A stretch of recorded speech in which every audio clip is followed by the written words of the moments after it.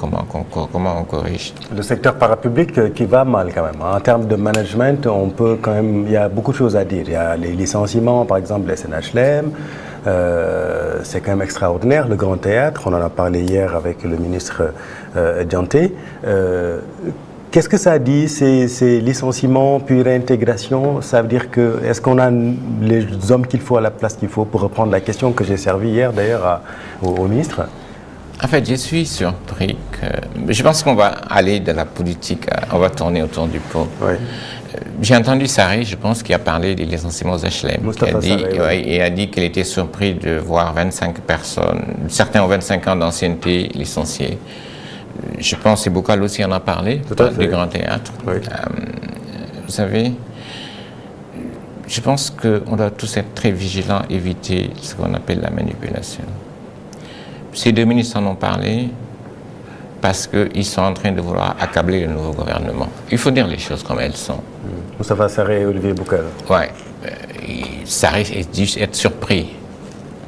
Je ne sais pas si vous connaissez le boss. C'est l'ex-Bosc. On est passé du boss à ex-boss. Un jeune est arrivé, il a fait un mail, le nouveau DG. Dire à tous les employés, vous n'avez plus de travail, c'est fini. J'ai dit tous les employés sans exception. Et ça, c'était sous l'ancien gouvernement. Ce qui s'est passé à la CDC, c'est pire que ce qui s'est passé au HLM. Exactement la même chose. Mais les mêmes pratiques, on licencie des gens sans rien. Mais ils n'en ont jamais parlé en réalité. Je pense que ce qui s'est passé aux HLM est une très bonne chose. Pourquoi? Ça montre quoi? Que la gouvernance a changé. Oui. Le côté tatillon managérial, c'est une bonne chose. La solution, ce qui s'est passé. Oui. Le fait d'avoir rectifié. Non, que le directeur général est reculé. On a très souvent que des petites parties de l'histoire. Qu'est-ce qui se passe dans ces sociétés? Ce qui se passait sous Macky, c'est ce qui se passe aujourd'hui. Un directeur général il arrive, il prend tous les directeurs, tu les nommes, ce qu'on appelle conseiller du directeur général, et tu recrutes de nouvelles personnes. Mais ces gens que vous appelez conseillers du directeur général, ils continuent à être payés, avoir le même salaire, et avec les nouveaux que vous avez, qu'ils ont exactement le même salaire. Et les mêmes avantages. Et les mêmes avantages. Qu'est-ce que ça amène? La masse salariale qui explose. Aujourd'hui, la masse salariale de la fonction publique a explosé plus que la masse salariale a dépassé la masse salariale du secteur privé. Alors, le nouveau directeur général des HLM, quand il est venu, il a vu cette situation. On paye des gens beaucoup d'argent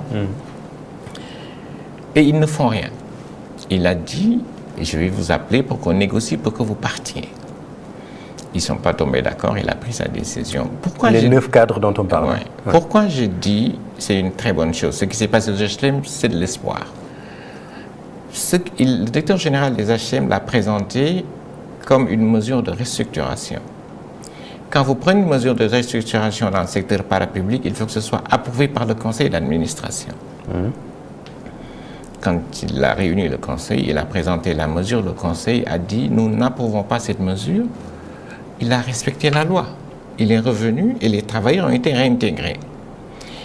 Mais quand on a licencié les gens au boss, quand on a licencié les gens à la CDC, il n'y a même pas eu de conseil d'administration. C'est deux choses complètement différentes qui montrent qu'aujourd'hui, le secteur parapublic fonctionne dans certains domaines, c'est pas général, c'est très rare. Et dans d'autres, ça marche pas. Ça veut dire que ce qui se passait avec l'ancien Premier ministre, les gens faisaient ce qu'ils voulaient. Je vous donne l'exemple du boss, où le directeur général, un petit mail, a dit à plus d'une centaine d'employés, vous avez plus de travail. Oui. C'était qui le directeur général du boss? Comment il s'appelle encore? J'oublie son nom. Ok, c'est pas grave, on continue. Voilà. Et c'est là où on doit quand même être honnête. Quand on vient ici, on fait semblant d'être offusqué, alors que quand on était en place, et en ce temps, Boucal était quand même ministre de la fonction publique quand tout ça se passait. Oui. Il y a même eu pire. Un jour, je suis assis à mon bureau, j'ai un ami qui est venu me voir. J'espère que les gens de la CDC m'écoutent. Ce garçon, il s'appelle Sherif Younousi. Son père est un très grand ami. Et il a fait partie des garçons qui se sont battus pour passer. Il m'a montré les photos. Il m'a dit, Lansana, je ne comprends pas. Je dis, tu comprends pas quoi? Il me dit, mon fils vient d'être licencié. Je dis, ah bon, qu'est-ce qui s'est passé? Oui, un garçon, Chérif Younussi, je pense que je parle sous le contrôle. Le garçon était en congé du 17 janvier au 27 février. On vient, on le cherche. Il était en congé, on l'appelle, on dit, tu dois venir signer un papier. Il dit, non, moi je ne veux pas signer un papier, je ne sais pas de quoi il s'agit. On lui dit, si tu ne viens pas, tu es viré. Alors il était quand même surpris. Mais il vient, on lui tend une lettre de licenciement. Ce garçon est rentré stagiaire, il a gravi les échelons, il n'était même pas chef de service. Mais il y en a beaucoup qui ont été licenciés comme ça. Mais personne n'a rien dit.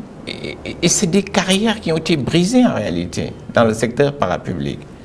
Parce qu'on a mis des gens qui, soi-disant, ils avaient une protection un peu plus haut, mais faisaient ce qu'ils voulaient. Mais qui est responsable de cette situation-là? Qui est responsable? Il y a deux responsables à deux niveaux. Le premier, c'est le conseil d'administration. On ne peut pas licencier des gens qui sont supposés valider un organigramme. Mais le second, c'est l'ancien Premier ministre, il faut le dire. Ousmane Sonko? Oui. Mais en quoi? Parce que vous avez des directeurs généraux nommés qui pensent qu'ils peuvent faire ce qu'ils veulent et rien ne se passe. En réalité, c'est ça le problème de fond. Mais pourquoi le directeur général des HLM a reculé alors que ces jeunes, c'est-à-dire ils ne consultent même pas, je te dis, les organes délibérants.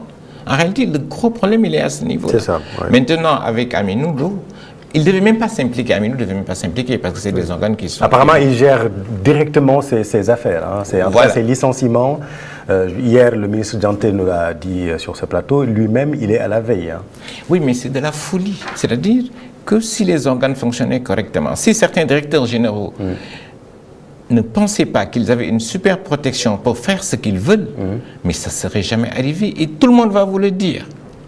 Mais tout le monde va vous dire, mais ces gens se prennent pour des demi-dieux. Écoutez, j'arrive. Et je pense que c'est tout ça qu'on va devoir arriver à corriger. Et peut-être ça va rentrer dans le cadre du camp. Mais je pense qu'il faut que les gens donnent la véritable version de l'histoire. Ouais. Les gens sont dans une logique de déformation, de désinformation et de dire des contres-vérités. Moi, je vous dis, quand j'ai entendu les deux personnes ici s'offusquer sur ça, j'étais choqué. Quand j'ai entendu... Alors, les deux personnes, il s'agit du ministre... De Sarré et de Boukal. Quand j'ai entendu Olivier Boukal dire « Qu'est-ce qu'une république ?» C'est ici qu'il l'a dit, quand vous lui dites la république. Mais quand un ministre se demande c'est quoi une république, c'est qu'il faut se poser la question, est-ce que ce gars a une place dans le gouvernement? Mais il donnait des réponses. Hein. Oui, je sais. Oui. Ce que j'ai retenu, c'est qu'est-ce qu'une république? Mais après il a répondu. J'étais ahuri. Mais pourquoi? Une république, c'est quoi? Oui.